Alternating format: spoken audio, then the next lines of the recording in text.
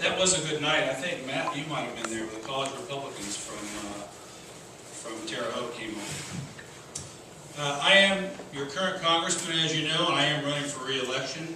And I ask for your vote on May 8th. And let me tell you why I ran the first time.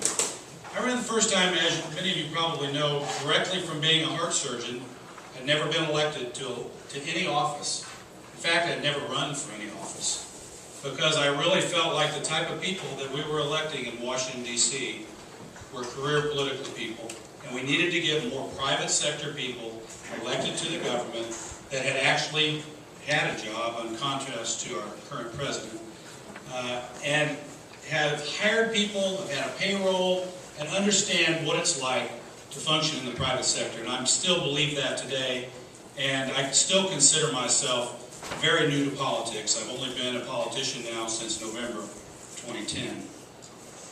I also felt like that without the influence of physicians in the Congress, medical people, that the direction our country was taking on health care was the wrong direction, and without the input of healthcare professionals, that perspective was not being seen. In fact, I've been told by the doctors who were in Congress when the Obamacare bill went through, they were never consulted at all, because they're all Republicans, about their view of what type of healthcare reform would be the best for the American people.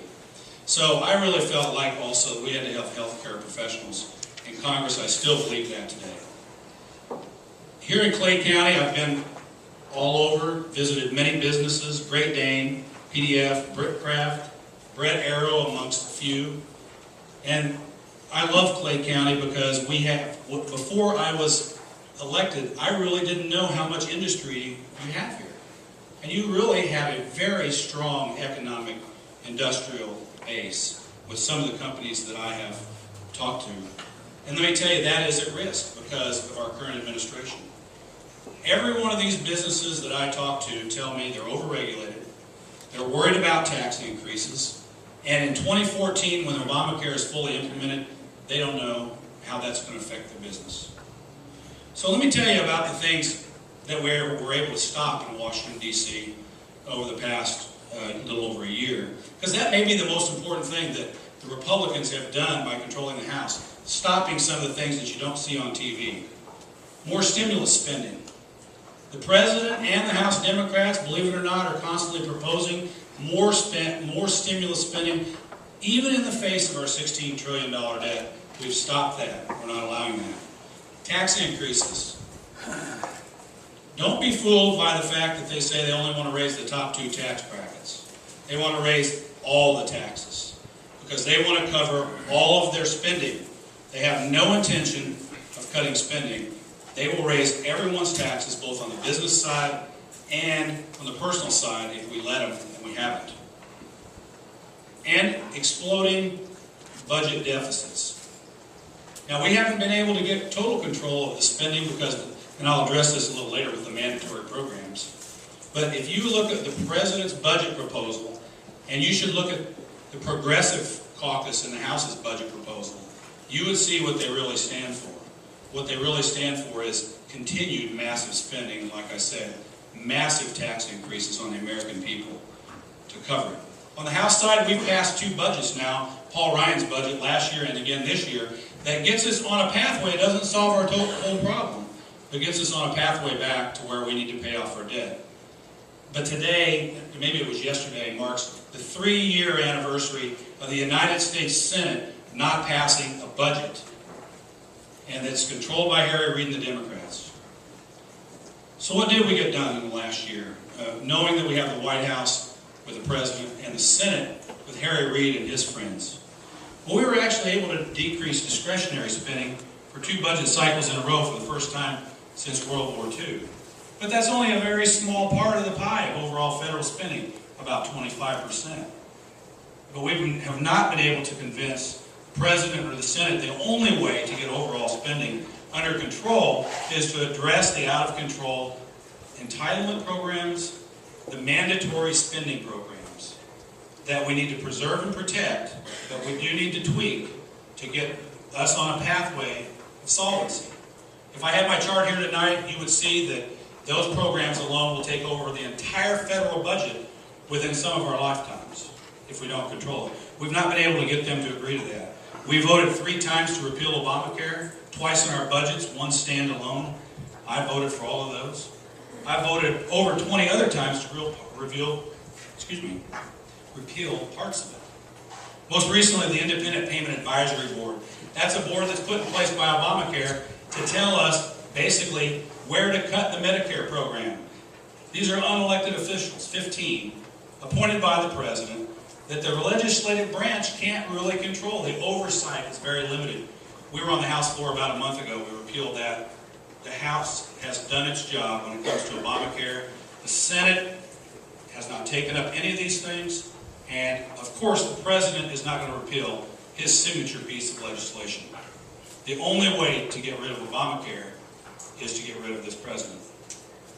We've had very aggressive oversight of all the federal agencies. And the administration. Darrell Issa has done a great job for us as Republicans overlooking this administration. So with Solyndra, with all the other things the administration's doing. Fast and furious with the gun running to Mexico. We've done that. On my committees, we've went after the EPA aggressively. But let me tell you, it is very difficult from a legislative branch to stop executive branch agencies. We can't stop them. They have a lot of power, and I'll address that later, why it's so important that we don't re-elect this president. But we have pounded on them. Mine Safety Health Administration, coal mining is very important to this district. They are on a regulating juggernaut. When you talk to the coal mining people, they are being nitpicked to death to try to hurt their business. We're pushing back. John Shimkus from Illinois and I have met with the local MSHA people, as well as in Washington, D.C., to push back, and we're having some success. The National Labor Relations Board comes in front of my committee, the Ed and Labor Committee, or Ed and Workforce Committee. As you know, they unconstitutionally just appointed, the President did, new members to this National Labor Relations Board, and we've pushed back hard, and you're going to see soon, what I'm told, lawsuits involving Republicans and other outside agencies like the National Chamber going after the administration on these unconstitutional appointments. We voted for a balanced budget amendment. We passed it in the House. All of us here, probably in this room, believe that we need to have a balanced federal budget. We passed a balanced budget amendment. Nothing happened in the Senate. And as part of the Doctors' Caucus, I'm currently working on a replacement for Obamacare when the Supreme Court strikes it down, and I firmly believe that it will strike down this unconstitutional mandate. I think the President already knows it because of his actions a few days after the Supreme Court had the case. And even if they don't, one of my goals will be to repeal it next year if we get a new president. We need a permanent fix to the doctor payment formula under Medicare that comes up every year that threatens seniors' access to health care. And as a doctor on the Doctors' Caucus, I'm helping with that. I was recently appointed to a conference committee between the House and the Senate on the highway bill. If anyone in here is in the construction industry that relates to highways, you know how important it is to reauthorize our federal highway bill. And so, on Election Day, unfortunately, May 8th, I'm going to have to be in Washington, D.C. and not in the district because Barbara Boxer, who's controlling the committee, has just announced last week the first hearing and meeting is that day. And that's something that I can't miss because on your behalf, we have to make sure that we don't get the Senate bill, because the Senate bill is bad for Indiana in many, many ways. I worked with Congressman Pence on his amendment to stop federal funding of Planned Parenthood last year. We weren't able to get that done because the Senate won't help us. I'm adamantly against continuing to federally fund Planned Parenthood.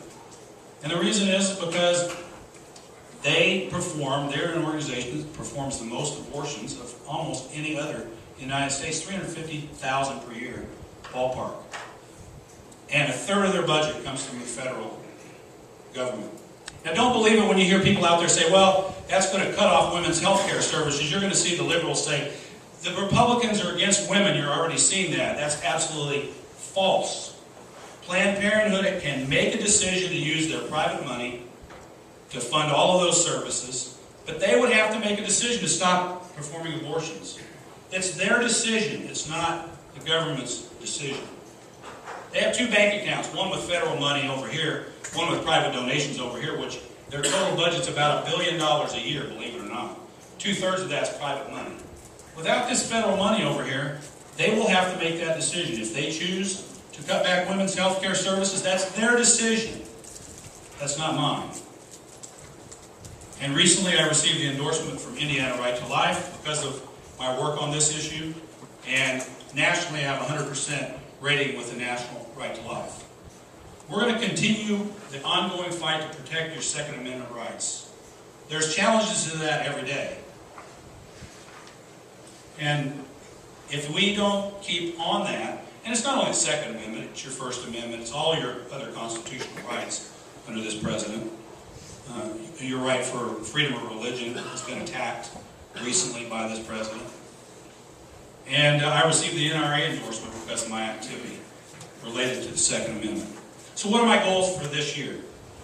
Well, all of us have to be involved in the first goal. And we have to do it in every county, in every state, in America. And we have to work hard to make President Barack Obama a one-term president.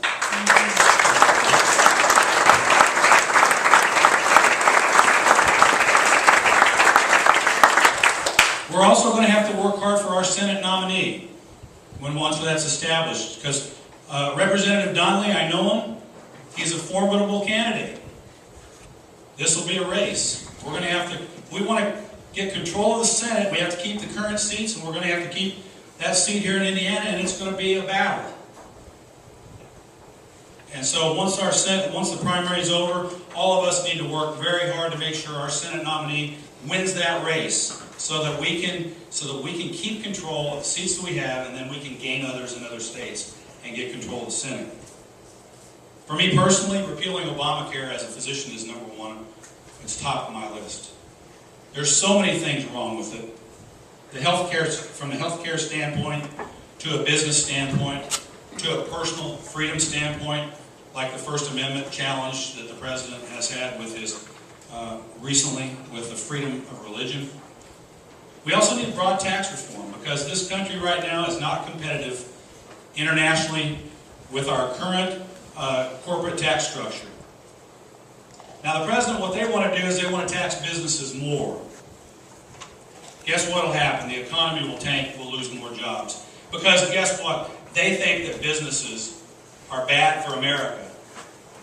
I think just the opposite. Small business is what drives this country. Without small businesses, thank you.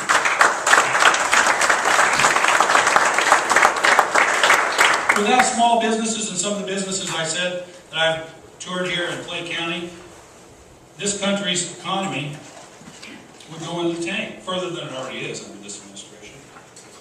But the president's idea of tax reform is taxing you more, not making the tax code more simple, not making the tax rates lower for everyone, and not getting us internationally competitive with our corporate tax rates. We need to do that. We obviously need regulatory reform. I talked about the agencies. Let me tell you, if this president gets reelected, you have not seen the real Barack Obama.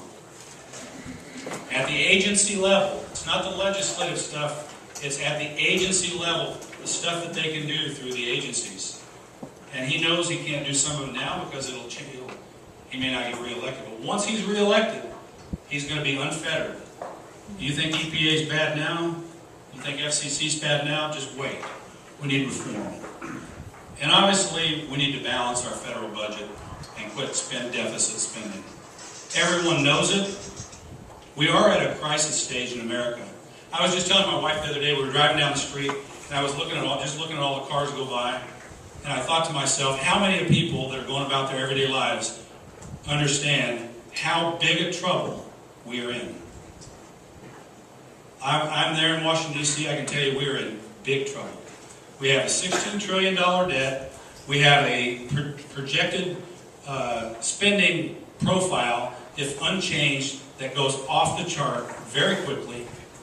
And we have to do that. And the only way to get that under control is to address are mandatory spending programs. You'll hear in this campaign different ideas about what we need to do about that.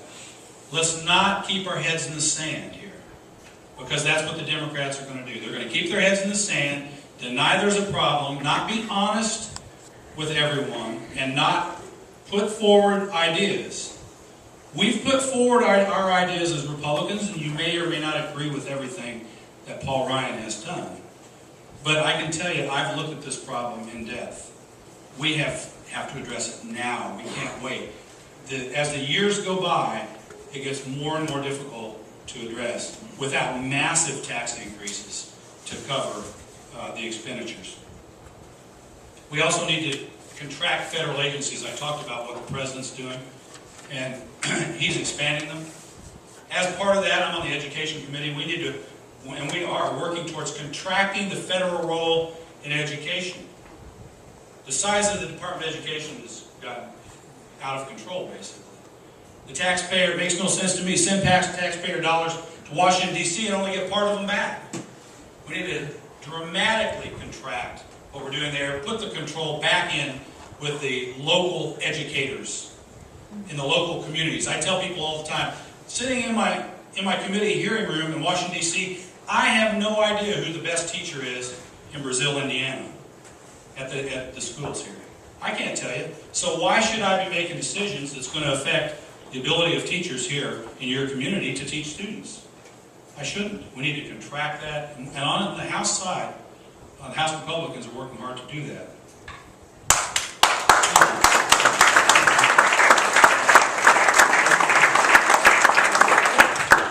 How am I doing on time, Joey? Am I okay? Okay. I think I'm almost done. We need a long-term energy plan, folks. Our federal government, both parties, I'm not going to blame the Democrats on this, both parties has not had an energy plan. Because we continue to be dependent on people that hate us. We can't continue to import oil from countries that don't like us at all. And every time they decide they're going to have a little skirmish, our gas prices go up here in America. We have the resources in our own country to solve this problem, but the president, with his decision on Keystone Pipeline, for example, doesn't see it. Actually, maybe he does see it, but he wants everything to go to his green friends, energy friends. Let me tell you, Republicans are not against green energy. I'm not. I'm not against solar energy. I'm not against wind energy. But the fact of the matter is, if you look at this practically, we have to continue to use fossil fuels for our energy sources. In this area, coal. Our state gets 95% of its energy from coal. We're not going to be able to change that overnight. Everybody wants to work towards things like clean coal technology and make our environment safer. But these people, right now in the Obama administration, have a radical vision for the energy in our country. And that radical vision is hurting the coal industry, not allowing us to drill for our own resources we know that are here. We have a ton of natural gas, for example, but you have to use a process called fracking to get it. We've been fracking for 70 years. There's no evidence that we can't do it safely. The President and EPA are going after it. We've found more natural gas in this country than anywhere in the world almost, and they're trying to stop us from getting it.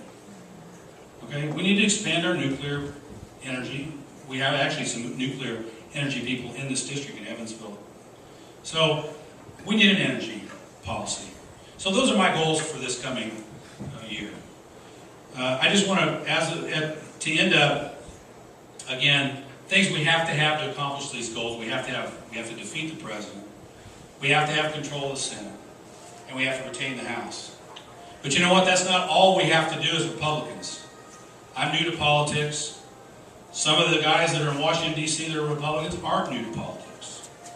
And if you look at it honestly from 01 to 07, the Republicans were in control. And even people in there will tell you, Speaker Boehner will tell you, we lost our way as Republicans. We thought that we didn't have to stick to our conservative principles to stay in control. Not me, but them, the past. But the fact of the matter is, this country wants us to stick to conservatism. They want a conservative government, and we need to stick with that if we get back in control, or the American people will not keep us there. So if I'm reelected, we will do the things that I've said we've done, that I've said tonight, and I will argue that the American people will keep us in power. Because of our conservatism, that's why they'll keep us there. There's no reason to apologize for our beliefs. Reagan didn't apologize for his. We need to stick to them. So I believe we continue to live in the greatest country in the world by far. It's not even close. And I think we'll get through this financial crisis because Americans have always got through crisis. From George Washington in 1776, if you haven't read that book, you should. It didn't look like they were going to make it, but persistence and belief in the American dream got them through. Civil War, World War II, the list is long. We will come back again and be strong. So God bless all of you. God bless the United States of America. It's great to be here, and I appreciate your vote on May 8th. Thank you very much.